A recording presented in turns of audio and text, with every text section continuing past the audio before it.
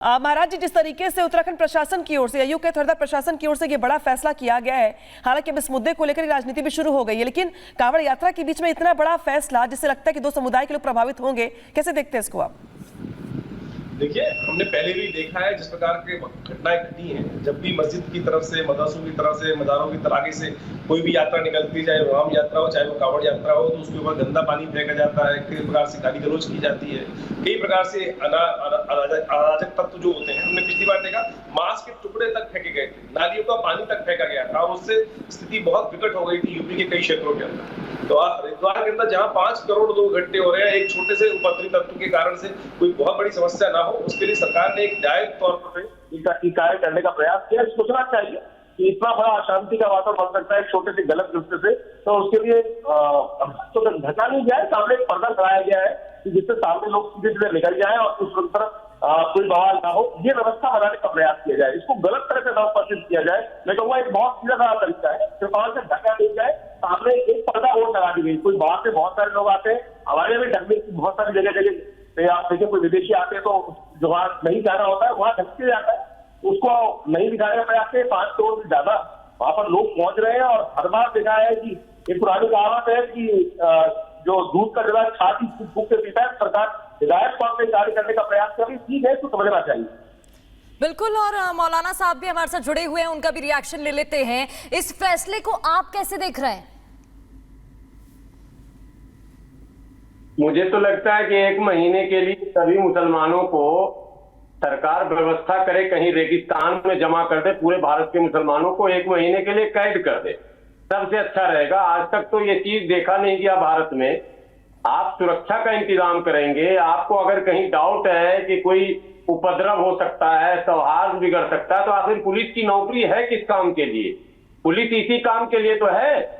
अगर पुलिस ये काम नहीं कर सकती है और सब कुछ प्रिवेंशन के नाम पर ही होगा, तो इससे अच्छा प्रिवेंशन क्या होगा कि 1 महीना पूरा जो सावन का पवित्र महीना है। ठीक है, आपके पास आगे वापस लौटेंगे, अपडेट्स लेते रहेंगे। फिलहाल रुक करते हैं बड़ी खबर का, जो कि कर्नाटक से आ रही है। कर्नाटक में कांग्रेस सरकार ने रामनगर का नाम बदल दिया है। सिद्धारमैया कैबिनेट ने रामनगर का नाम बदलने का फैसला किया है। सिद्धारमैया कैबिनेट ने रामनगर का नाम बदलकर बेंगलुरु दक्षिण कर दिया है। तो देखिए, जिस तरीके से कर्नाटक में रामनगर का नाम बदलकर अब बेंगलुरु साउथ कर दिया गया है। हालांकि इसके पहले आपको याद होगा कि इस मुद्दे को लेकर राजनीति भी खूब हुई, स्थानीय नेताओं की ओर से अलग मांग रखी गई, और आज अंततः सिद्धारमैया सरकार की ओर से कैबिनेट में नाम बदलने का जो फैसला है वो पास कर दिया गया है। और अब बेंगलुरु में, कर्नाटक की जब बात करते हैं हम, तो कांग्रेस सरकार ने रामनगर का नाम बदलकर बेंगलुरु साउथ कर दिया है। प्रगति, ये बड़ा फैसला राम नाम को लेकर के और रामनगर नाम को लेकर के जो सियासत थी वो हम पहले से देख रहे थे, इस बीच नाम बदल गया है।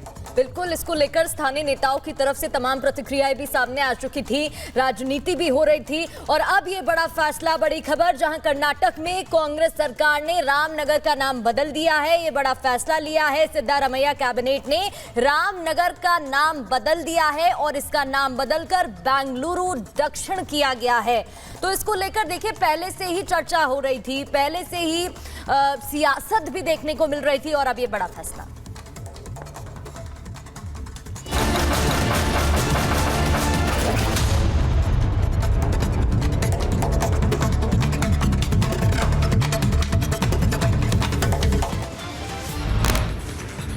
करगिल से प्रधानमंत्री मोदी की आतंकियों को दो टूक कहा। जम्मू कश्मीर शांति और सौहार्द के साथ बढ़ रहा आगे, पाकिस्तान के नापाक मंसूबे कामयाब नहीं हुए।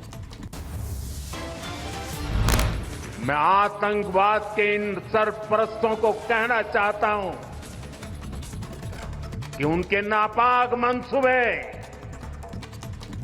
कभी कामयाब नहीं होंगे। सीएम योगी ने पाकिस्तान को सुनाई खरी खरी, कहा 1999 में दुश्मन देश पाकिस्तान ने छेड़ा था, भारतीय सेना ने इसका मुंह तोड़ जवाब दिया था और पाकिस्तान को च्युत किया था। पाकिस्तान को चारों खाने चित्त करके दुनिया के सामने न केवल बेनकाब किया। मोदी ने अग्निवीर योजना का जिक्र किया, कहा अग्निपथ का लक्ष्य सेना को युद्ध के योग्य बनाए रखना है। कुछ लोगों ने इसे राजनीतिक मुद्दा बना दिया। राष्ट्रीय सुरक्षा से जुड़े इतने संवेदनशील विषय को कुछ लोगों ने राजनीति का विषय बना दिया है। अग्निवीर योजना पर कांग्रेस नेता शिवशक्ति गोयल का बयान, कहा फौज में कुछ समय के लिए कोई भर्ती नहीं होता। इस देश का युवा कह रहा है कि अग्निवीर योजना जो है वो हमारे लिए लाभदायी नहीं है। देश की फौज में जब जवान मेहनत करके नौकरी पाता है तो उसकी उम्मीद होती है कि मैं कोई लिमिटेड पीरियड के लिए नहीं हूँ। अग्निवीर योजना पर बीजेपी नेता रवि किशन का बयान सामने आया, कहा विपक्ष का ये विरोध बहुत ही दुखद है, ऐसा करने से टूटता है बच्चों का मनोबल। यही देखिए, यही सत्य आज हमारी फौज इतनी ताकतवर हुई, यशस्वी प्रधानमंत्री मोदी जी को उसका पूरा श्रेय जाता है। आज हमारी बिटिया भी फौज की तैयारी कर रही है, तो ऐसे कितने बच्चों का मनोबल ये विपक्ष तोड़ रहा है। टीएमसी नेता डोला सेन का बीजेपी पर हमला, कहा अग्निवीर और बंगाल मुद्दे पर सुकांता के मन में मोदी है तो मुमकिन है, लेकिन बंगाल में कायम रहेगी एकता। पीएम मोदी के अग्निवीर पर दिए बयान को लेकर बोली कांग्रेस नेता रेणुका चौधरी, कहा कांग्रेस को ताने देने की आदत पड़ गई। कारगिल दिवस जैसा दिन भी जाकर राजनीति का ये बोलकर कांग्रेस को ताने देने का तो हमें आदत पड़ गई, वो उनके सुन सुन के। अखिलेश यादव का कांग्रेस के अलावा केशव प्रसाद पर हमला, कहा सरकार ने 10 साल में हर व्यवस्था बदली है, मौर्य जी केवल मोहरा है, दिल्ली के वाईफाई पासवर्ड है। आप समझ गए कौन मोहरा है? सुनने में आया कि मौर्य जी मोहरा हैं। बयान के बाद अखिलेश यादव को केशव प्रसाद मौर्य का जवाब, कहा गलत फहमी ना पालें अखिलेश, कांग्रेस के मोहरा बने अखिलेश, कमल खिला और खिलता रहे। अखिलेश यादव का यूपी की कानून व्यवस्था पर बड़ा हमला, कहा यूपी में बड़े स्तर पर चल रहा है भ्रष्टाचार, यूपी में पुलिस और पुलिस को ही पकड़ रही है। उत्तर प्रदेश के न जाने किस किस कोने में कितने बड़े पैमाने पर भ्रष्टाचार चल रहा है। लखनऊ में सीएम आवास पर लखनऊ मंडल के विधायकों के साथ सीएम की बैठक, मीटिंग से दोनों डिप्यूटी सीएम ने दूरी बनाई, ब्रजेश पाठक दिल्ली हुए रवाना। संसद में चरणजीत सिंह चन्नी और रवनीत बिट्टू की नोकझोंक के बीच उकसाते दिखे राहुल गांधी, अमित मालवीय ने वीडियो पोस्ट करके किया दावा, बोले रवनीत बिट्टू के खिलाफ हिंसा भड़काना खतरनाक। चरणजीत चन्नी के बयान से राहुल गांधी ने किया किनारा, अमृतपाल के सवाल पर आर भारत पर बोले राहुल मुझे नहीं करनी बात। चरणजीत चन्नी के बयान पर कांग्रेस सांसद सुखविंदर सिंह रंधावा का किनारा, कहा यह चन्नी जी का पर्सनल व्यू है।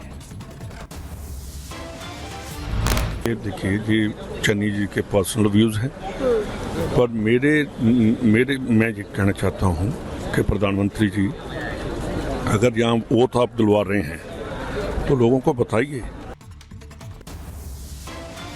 चरणजीत चन्नी के बयान पर बोले अमृतपाल के पिता तरसेम सिंह, कहा हम अन्य सांसदों से पंजाब के अधिकारी के लिए आवाज उठाने की अपील करते हैं, बजट में पंजाब के साथ जो किया गया वो गलत है।